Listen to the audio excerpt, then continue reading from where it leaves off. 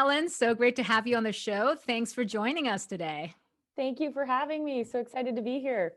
Well, this show is all about interviewing leaders and innovators who share their inspiring stories and strategies with our audience worldwide. And your story is incredibly inspiring. And now it's cataloged in a book. So, congratulations Yay. on the book. Thank you. So, let's dive right in. Let's talk about how you got started and share some of that, origin story. Absolutely. So I started my company, Hedley Bennett, that has now become an apron and kitchen gear brand, but its roots were born and sort of fostered in a professional setting. I used to be a professional cook and I hated our uniforms and I wanted to make something that would make everybody look and feel good. And nothing existed. It was just like commodity products being made overseas in bulk. So I started Hedley Bennett because of that. And I had no idea what I was getting myself into. I had no idea if it was going to be wholesale or retail or B2B, or I didn't know what EBITDA was. I mean, you name it, I didn't know about it. But I just began. And that is the best, that's the best advice I could ever give to anyone is just start. Sometimes you just need to begin and figure out the details along the way. And that's exactly what your book is about, right? Dream first, Mhm. details later. So, Yeah. what have you found that gets in the way that, that you're really trying to communicate through your book as well? What's the core message about that? Yeah, the entire book is a series of stories and adventures and also pitfalls along the way, because I think a lot of us see the cover of Forbes magazine and Inc. and Fastco, and you're like, that's what success looks like. But to me, success is showing up every day, no matter what happened yesterday, and trying again. And along the way, you're going to have successes and you're going to have failures. They're not separate or like, oh, only certain people have failures or only certain people have successes. It's actually how many times are you willing to fail that you will have a higher chance of succeeding. And so that's what my entire book is about. And it visually, physically, and literally shows every single time I fail and how I just continue to get back up again and again and again. And anybody that's read it is just like, oh my God, the level of grit and stamina to just keep going, even though it feels like the world is ending, is inspiring. And it's also just like proof that you can do it. And if I could do this, you absolutely can. So the hope is to inspire people to find the attitude of, yes, I can, yes, I will show up and I will try again and again and again. And that is one of the reasons that, Penguin Random House chose this book. I'm really honored to be surrounded by authors like Seth Godin and Simon Sinek, and they're incredibly acclaimed humans in the world that are doing amazing things. And my story is now standing next to them. And our publisher said it's because of the attitude that this book delivers. It's the attitude that you get by the time you're done reading it of like, oh, it's a decision internally that I can do this, and then I'm going to go do it. So that's what's really special about it. It's also, by the way, 4-color, meaning the entire chapter book has color in it. It's not just a reading book. It's like actually very entertaining and fun to look at while being inspiring and real. I love it. I love it. I recall one of our conversations from a few years ago where you shared the story about one of your early setbacks in tailoring the apron, and maybe share some of those. You referenced setbacks and the grit it takes to go through it. Share with us some of those early challenges and how you navigated through them. Yeah, totally. So when I started, I was completely, self-funded. And by self-funded, I mean, I had $300 in my savings account and I used that. So that's about as funded as I was. And one of the things that really stuck with me was that like my word was gold. And if I made an agreement with someone and I said I was going to deliver, I was going to do whatever it took to make that happen. And I vividly recall an order that we had for Jamie Oliver, very famous chef in the world. And it didn't go out on time. And so I actually paid to have somebody get on a flight and fly to England and deliver the aprons by hand, which cost the company an absurd amount of money. But I was so committed to not failing with our customers and saying, just because we're a small company doesn't mean you shouldn't trust us. And we're going to go to the ends of the earth to make sure that whatever we promised happens. And so we got the aprons there for that event on time. And it sounds crazy, but it really created a sense of just never giving up. Yeah, I just always said, if we're going to do it, we're going to do it, and we're going to deliver. Never don't deliver. Right. Your word is gold. I love that. So, I mean, that's an incredibly powerful sense of self and commitment to keep Yeah. your word and to find a way no matter what. And so many people struggle with that, right? It's Yes. one thing to Yes. say, believe in yourself, but we all Yeah. know that self-doubt kills more dreams And than failure ever will. failure ever will, right? So, Yep. so what helped you develop that within yourself? I love that you referenced that because it's actually in my book. I'm like looking for the page. Susie It's Kassam, right? Susie Kassam. She's a genius. So yes, Yeah. I totally agree. The way that I have found success in doubt, if you will, is by simply trying and having a couple of successes. I call it also in the book my confidence belt. And you go through life and you add little notches every time you accomplish something. And maybe it's really small, but it gives you enough of a boost of self-esteem that you're like, all right, let me try it one more time. All right, that didn't hurt as bad as I thought it would. Okay, maybe I'll try a bigger one. Oh my God, I did it. That's so awesome. Yeah. And then you just keep kind of building upon it like a staircase. Yeah. And next thing you know, you're confident enough to do all kinds of things because you're willing to make that first kind of leap of faith, and it worked. And you just keep doing that through life and you build upon it. And there's this amazing drawing I saw on Instagram the other day that was like a staircase in front of you of all your failures, and then somebody else that was like not a successful entrepreneur where all of the failures were stacked on his shoulders. So it was like one was just squishing him down because the failures were weighing him down. The other one was using the failures as a staircase to the next thing that he was going to try. And so it's really a perspective of trying. Of obstacles are the opportunity. Exactly. They help you level up. I mean, they're an opportunity for growth or for new perspectives from there. Confidence, as you mentioned, so often is built on evidence of success. And even if that evidence is really tiny, it requires some level of action because you can't get that evidence if you just don't even act. Exactly. So the question, and I'm curious what strategies or habits have helped you do that.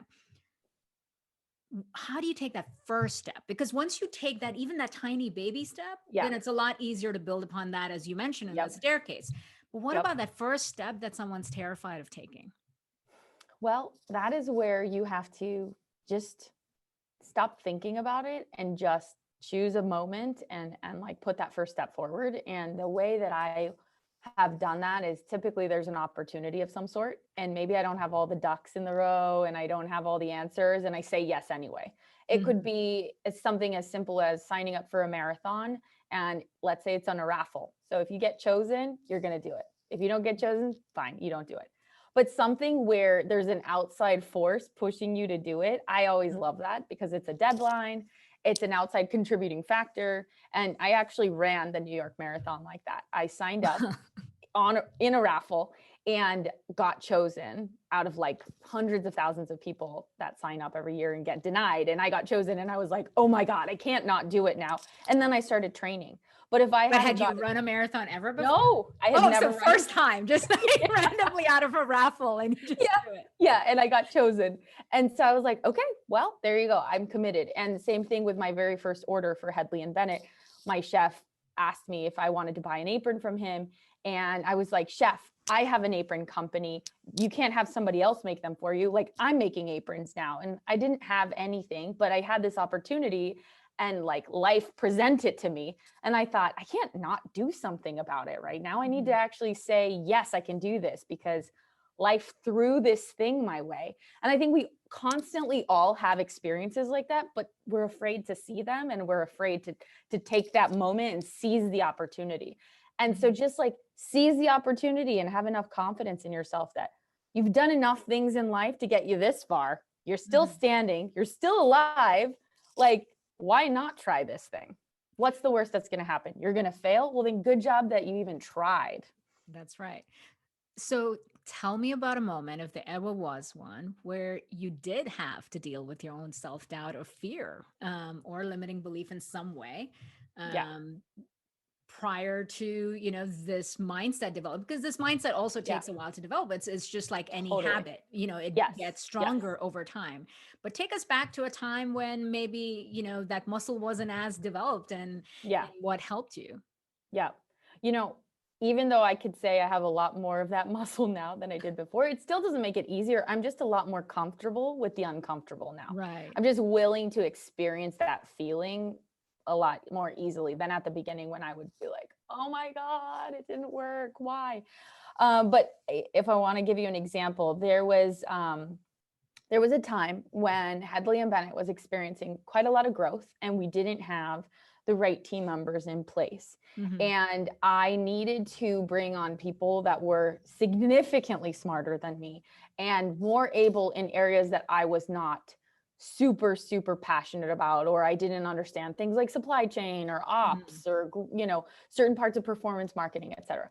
So I had to kind of get humble and really recognize what were my strengths and what were the things that I wasn't bringing to the table, and then be willing to outsource it and to let go of things that I had been handling from day one and owning, and like just had my fingerprints all over it, and letting go of parts of my company that are very much my baby.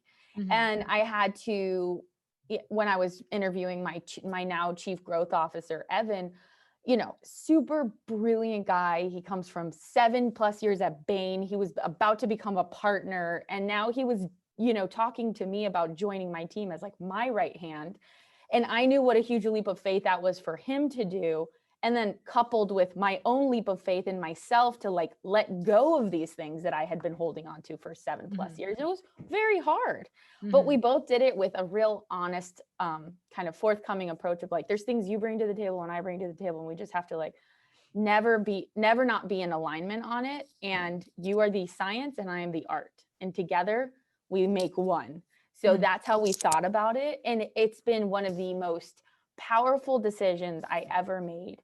And he's been such an asset to our company. And I could have never done it if I didn't take the leap of faith and say, this is the right thing to do, Right. even though it's incredibly uncomfortable to let go of control of like over half my company, because now most people report to him instead of Hmm. to me. That was a huge step. And yet here I am standing saying it was totally uncomfortable, but it was totally right. And that decision that you made is actually one of the things that often holds entrepreneurs back from scaling their businesses, because Yes. they never transition from owning it and doing it all themselves Yes. to gaining leverage through other people's talent or capital Bingo. and what have you. Leverage. Yep. And so you referenced something that a lot of people, both in entrepreneurship as well as in corporate roles, struggle with, which is hiring people better than them. Yeah. It's one thing to let go of control. That is its Yes. own issue. Yes. But another Yes. thing is, feeling comfortable to either attract or, hold on to people that Yeah. are better than you, better experienced, smarter, what have you. Yep.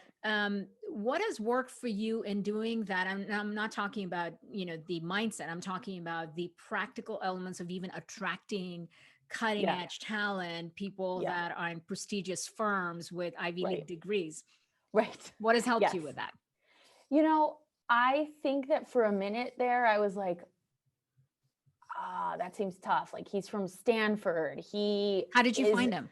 I found him through a recruiter. Okay. Um, but what attracted him to Hedley and Bennett was the color, vibrancy, enthusiasm that I brought to the table, and this unique approach of like having built something out of nothing. And Mhm. you can go join PepsiCo or Nabisco and have a great job and stability, but you're not building something. You are a Mm. piece of a big machine. And Mhm. here he had the opportunity to actually like be on the front lines, pick up a shovel and like build the wall with me, build the roof, build the whole Mhm. structure. And that was a part that like magic, people want that. They Mhm. thrive in the idea of building something, especially if they're like entrepreneurs at heart. And so that was definitely something that helped not only attract Evan, but also a bunch of other team members that we now have from, other agencies like McKinsey and L Catterton and Bain and, you know, all these places that just you wouldn't have necessarily said, well, why would they want to go work for an apron and kitchen gear brand? But it's just like the innovation we've done on boots on the ground with no support. Just think of the possibilities of what you can do with the actual right processes in place. And that's what got people really excited. So don't try to be Pepsi or Nabisco. Be yourself. Like whatever magic your company made you, like whatever magic is there is the why people are going to come to you. They want to be with you because you're different, not because you're like everybody else. And So that's the key, right? Like it's leading with your authenticity, your brand, your culture, your values, your promise. Exactly. That the right people will opt in. And if they're not right, you don't want them anyway. So exactly. Yeah. You know, this is, you know, obviously a huge transformation from where you originally started. Right. So I want to go back to some of that early stage when it was just you know, not the, you know, big team and fast growth and all of that. What were some of the key things that really helped you break through? And I ask that question because there's so many women entrepreneurs that could be doing the same thing for 10 years, 20 years, and it's still just them. And they just don't know how to break through that growth opportunity. And we all know that there's a way to tap into growth if you align to market demand and things like that. So what really helped you transition from, you know, the first order perhaps to like riding that growth wave? Yeah. So I think two things. One, growth waves don't always look like this. Growth wave can be like this. You know, a lot of times you hear about the success when it's at the peak, but you don't know the like 40 plus years or whatever that person went through, or the 5 businesses he failed at before he started his business that was successful after 1 year, but technically he had 25 years of experience under his belt, right? So you're like, okay, read the fine print before you start judging yourself against somebody like that else. Overnight success was because the night was 10 years long. Exactly. I'm like, that's bullshit. I read through that all day long, and everybody looks more shiny on the outside than they actually are. And everyone has things they have to work on. So like, don't be such a harsh critic. And I say that because I am tremendously painful on myself, where I'm just like, what? Why are we doing that? We need to do more of this. They're doing this and you don't even know what they're not doing. So stop comparing. Yeah. So that, I think that's first things first. But another thing that was very helpful for me when I first started was I actually put my blinders on, and I would just charge into the distance and be like, okay, this is my path. I don't have capital. I don't have investors. I don't have fancy people on my payroll. I just have myself. So what am I going to bring to the table that's special? I'm going to bring me, and I'm going to bring my ability to connect with people. I'm going to bring my great product, and I need to get myself in front of people because that's how they'll believe it's great. So I would show up with like a bag of aprons to the farmer's market, and I would like show it to people, and I'd be like, here, try it on, whatever. And get feedback from them. And it became a friendship before it became a actual transaction. Mm-hmm. And so that was one of the big things that Hedley and Bennett did, was build a community. And then that community became our customers. But it wasn't like, hi, come buy something from me first. And then, by the way, I want to be your friends because there's something I can get out of you, which is money. It was really genuinely like, I exist out here and I'm doing this really cool thing and I'm excited about it. I want to show you about it. What do you think about it? Oh, cool. You like it too? Let's be friends. Oh, you want an apron? Totally. Here's where you can get it. And that's just like a different approach. Yeah. You don't feel like you're being like hustled by a used car salesman. Yeah. You feel like, man, I want to support this girl because she's passionate about what she's doing. And she actually has a really great product and a great story. Let's be friends. So that was very helpful. And then the other thing that I always did at the beginning was, and honestly, even to this day, is I never spent more than I made.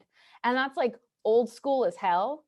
But by having enough money in the bank and never spending more than I made, I was able to control my destiny. Mm-hmm. And I wasn't being like, you know, slaughtered by credit card fees and debt and whatever. I was just like, okay, if you need a printer, you better go sell 3 more aprons to go buy that printer. And it took a longer path to hit what you could call success, but that success was 100% mine. It was nobody else's. The bank didn't own me. Credit cards didn't own me. Like, I owned it. And so I would reinvest every penny back into the company. And with that, little by little, I was able to build a business. Right. Now, that's such a disciplined and focused way and grassroots way to do it. I mean, the Very community grassroots. building, the Yeah, in effect, you also have a focus group that's continuously making your product better, but exactly. also defining what your brand, Yeah. what part of your brand and culture resonates, because Yes. that's your movement that you're Yep. creating, Yep. and that has lasting power that money can't buy.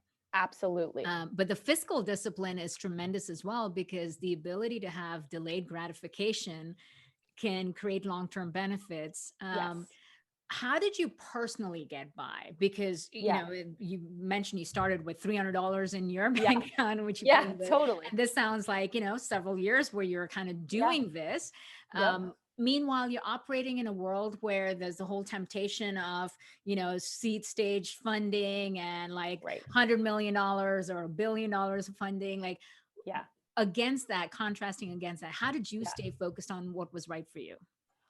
Honestly, in the time that I was like turtling my way on the highway, just like, but it was always going up, right? I Yeah. always saw it going up. So I knew it was working.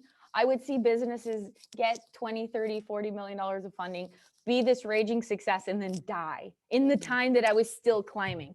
And so I just realized, like, okay, that path of that style, there's nothing wrong with it. It's just a different path, and it's not the path I'm going to take.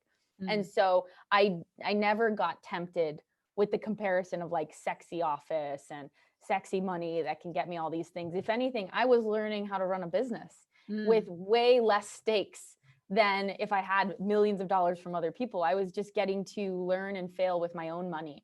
And so I felt much more comfortable in that zone. And I was also focus grouping. I was improving my product. So for me, it was the right journey. For somebody else, maybe it wasn't, but I'm just proud that I was able to sustain my company for 8+ years, like on my own. And Mhm. eventually I did bring on strategic partners like in the last year and a half, but that was to go to a different level, Mhm. but not financially, really strategically, mentally, structuring a board, doing things like that. And to be able to have gone out to the world and say, okay, I'm going to do this now because I want smarter people around the table. It's a very different position to take Yeah. than I'm dying and I need money right now. Right. It's a very profitable MBA too. Exactly. Fastest way Exactly. to learn about EBITDA is be responsible for it. Bingo. Bingo. Yes. That's right. Yes. And I can personally relate, because that's exactly what I've done in my entrepreneurial journey is, just like you said, turtle your way through that. But Yeah. when you learn it, because it's all You learn it because yours. your ass is on the line. Pretty Literally. much, Yeah. it's your success, your failure, but you're also responsible for so many people, their lives, their livelihoods, and Yes. your customers and their Yes. welfare. It puts a whole different sense of ownership than any other kind of money. So Totally. let's fast forward now to let's say the last 12 months. I mean, Yes. the pandemic has turned the world on its head, Oh and my God. Yes. the industry that you're in, I'm sure has gone through all kinds of impact and Yeah. transition. Um, Tell us a little bit about some of the, some of the impact, but also how you personally guided your team and Yeah. navigating through that, and how your company, how your team adapted to that change and what's happened. Yeah. So pre-pandemic, we had been working on having the right team members on the bus and having all this structure that was perfect and organized and great and laid out. And then COVID hit. And it was just like somebody grabbed the playbook that we had been working so hard on and chucked it out the window. And they're like, bye. And that was so wild to me because I had spent all this time getting the right people, getting the right infrastructure, this, that, and the other.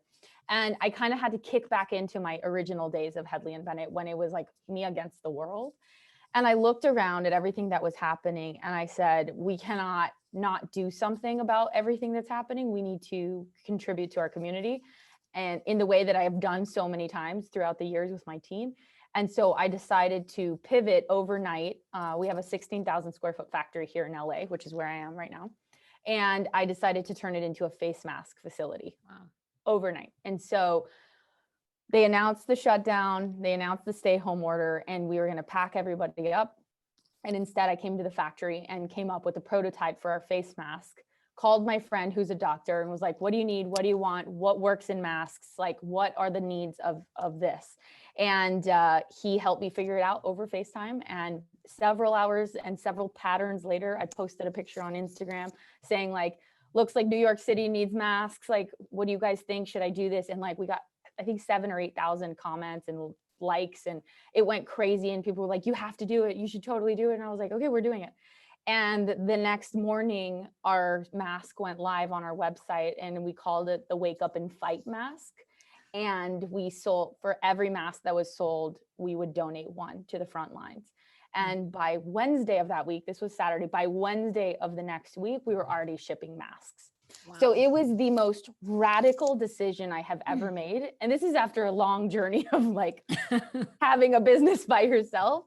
But it went viral. It went viral on our Instagram, on Hedley and Bennett. It went viral on social, and all because people felt hopeless at home and they wanted to contribute. And here was this girl with a company, with an infrastructure, and she decided to do something with it. And so never feel like you are just one person and you can't have an effect in the world. Like your opinion and your actions matter.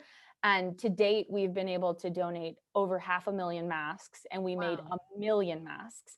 And we also were able to keep over 1,000 people employed in our supply chain. We were able to keep so many of our team members employed on our team. And it was just really a beautiful thing, a very hard thing to be a part of, but a really beautiful thing that we rallied around with no plan and no playbook of any kind whatsoever. And also the willingness to let go of the old playbook. That sometimes can be such a huge deterrent to making a change, because you're so 100%. Attached to this perfect playbook that you had. And now it's like, oh, I don't want to change it. And this recent example from you is such a perfect illustration of which your message is in the book, which is, stop overthinking. You went like this, made a decision, and activated within days and made a difference. Totally. So. It's ironically the epilogue to the book. Is the last chapter is called Wake Up and Fight. And the beginning of the book is called Dream First, Details Later, How to Quit Overthinking and Make It Happen. And that's just it. No matter how much building you do in life, sometimes something's going to happen, and you just have to be willing to rise to the occasion and adjust and let go of what you did before. If you can do it once, you can do it again. And that's just like, I continue to learn that over and over in life. Right. So given the environment in which we're all operating under, and the level of change and uncertainty that we're constantly adapting to, how do you keep yourself ahead of the curve? What helps to keep you inspired and informed and feeling like, I can, I know how to spot the wave, or I know how to navigate through this? Right. Such a good question. I think as I build my team out more and more, every new person that comes onto our organization, I'm like, okay, I now have this many more hours in the day. I have this much more leverage. So where am I going to put my attention now? And I just have like this constant reevaluation of my efforts.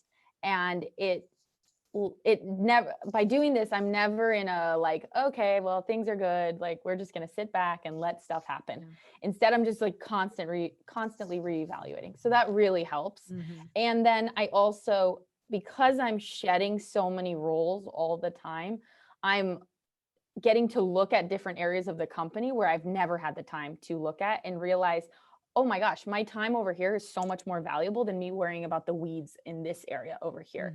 And so I'm starting to like come out from the trees and like look at it from above, and actually get to be a real leader versus just like someone who's in the trenches with everyone all the time. And that's been pretty empowering for me, and also a new muscle that I'm learning and stretching.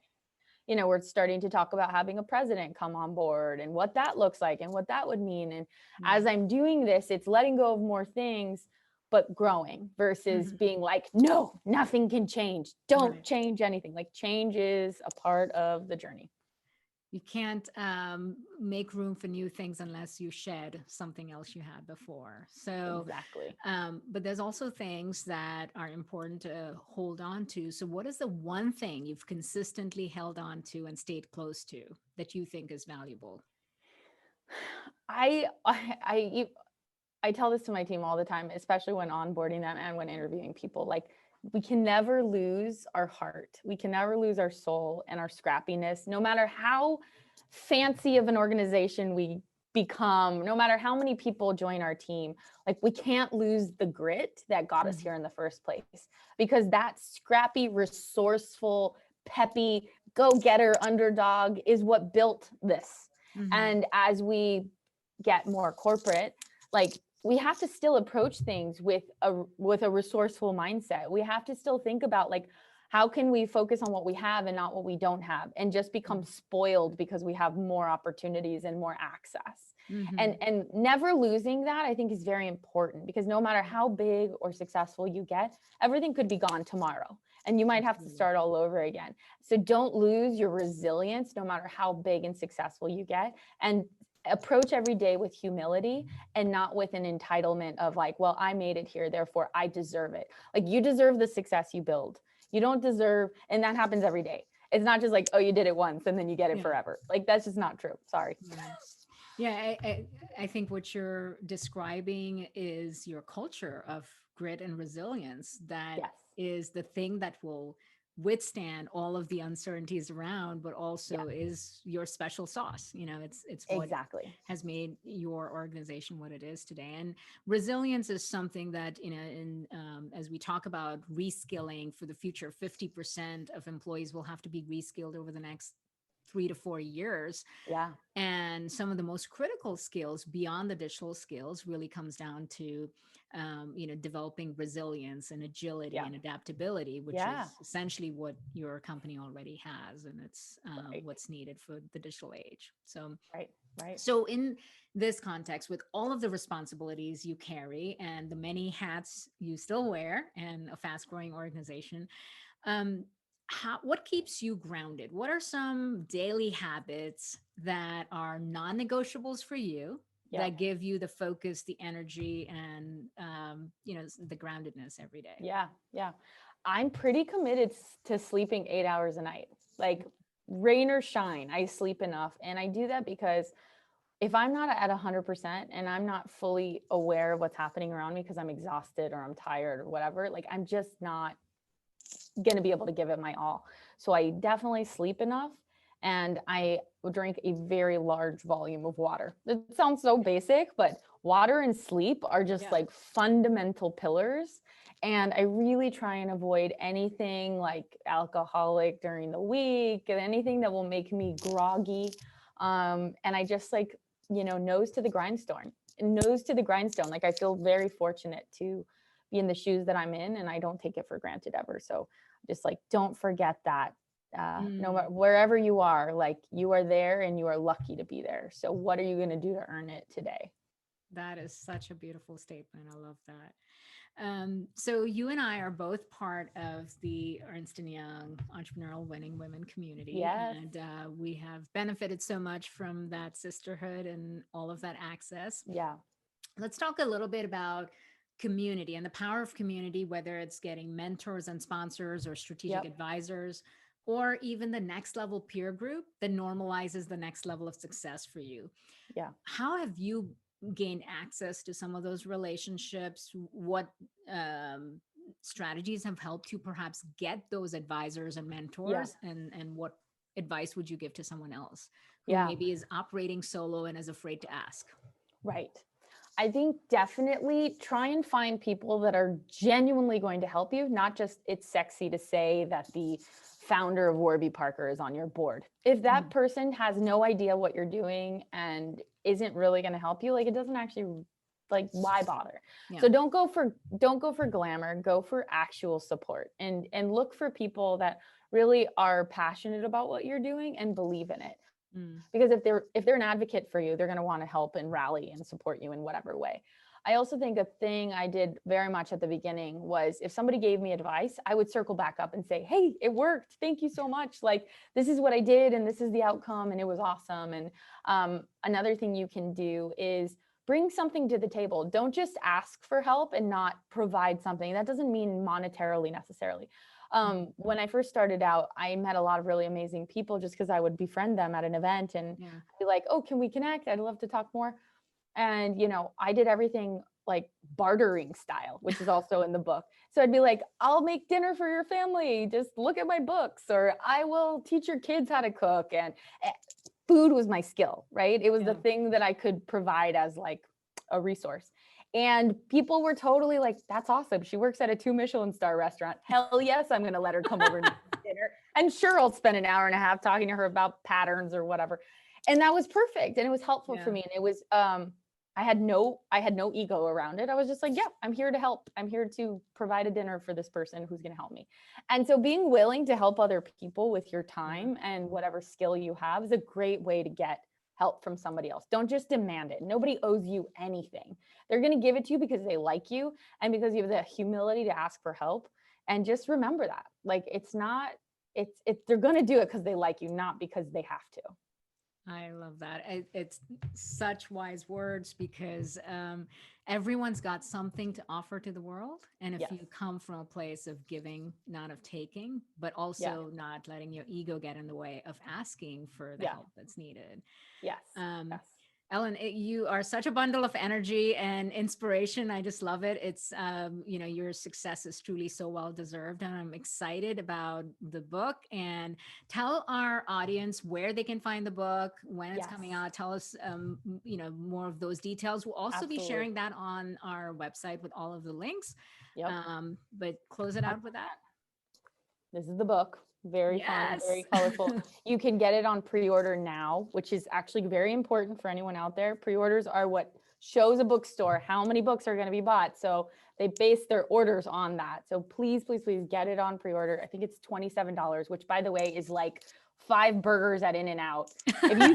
If you can't spend that on your own ability to like leap out the window and make choices in life, like, I don't know what. So definitely worth it. It's very colorful. It's very fun. You can get it on anywhere on the internet, pretty much. Barnes and Noble, Amazon, any like local bookstores. Just type in Dream First Details Later, Ellen Bennett on the internet, and Google will take you there. I also just did the audio book, so you can also get it on Audible, which is awesome and even less expensive. You can also go to our website, hedleyandbennett.com, and we created a whole really fun collection of aprons and masks that go with the book. Yeah, super fun. So you can get 25% off the apron and the masks when you buy the book directly from our website. So definitely go check it out, and follow me on @EllenMarieBennett and Hedley and Bennett on Instagram and TikTok. Highly enjoyable TikTok we have. Oh, there you go. Yeah. We're still millennials, so yes, we did get on the TikTok train. I love it. This is so much fun. So everybody be sure to support Ellen and her new book and get all of that wisdom, so we can get past all of that self-doubt and start taking action and building our confidence and achieving our dreams. So Ellen, thank you so much for being with us, and good luck to you with everything that's ahead. We'll be rooting for your continued success. Thank you so much. I love this. This was so fun.